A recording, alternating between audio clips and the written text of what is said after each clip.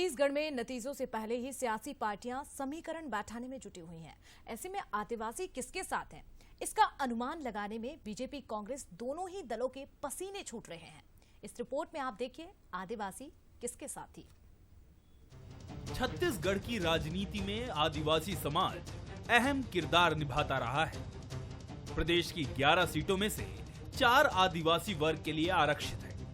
2019 के चुनाव में इनमें से सिर्फ 1 सीट ही कांग्रेस के खाते में गई थी, जबकि 3 सीटों पर बीजेपी काबिज है।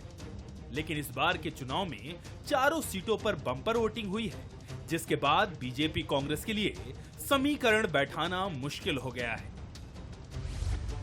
सरगुजा में 77.78% पड़े वोट। पिछले चुनाव में 77.30% पड़े वोट। रायगढ़ में 78.85% वोटिंग।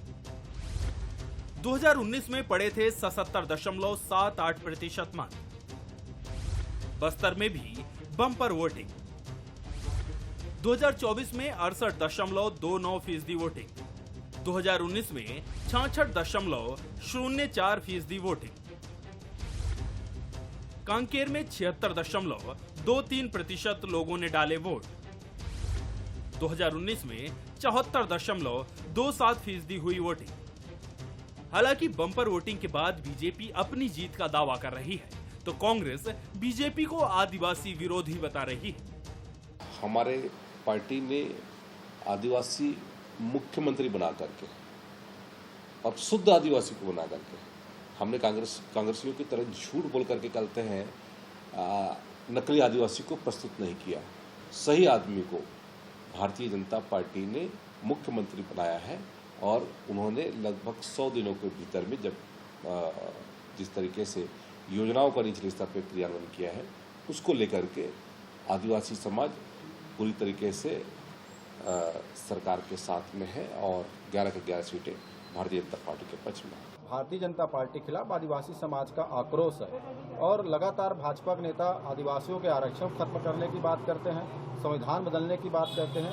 इससे भी आदिवासी समाज में आक्रोश है और छत्तीसगढ़ के 4 आरक्षित आदिवासी सीटों पर भी कांग्रेस का उम्मीदवार बड़े वोटों के साथ जीत दर्ज कराने जा रहा है।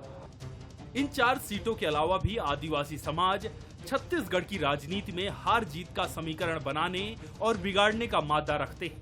बीजेपी ने इन्हें साधने आदिवासी वर्ग से आने वाले व्यक्ति को प्रदेश के सबसे बड़े पद पर विष्णुदेव साय को बैठाया है, तो कांग्रेस की अपनी रणनीति है। अब देखना होगा कि किसकी रणनीति कितनी कारगर साबित होती है।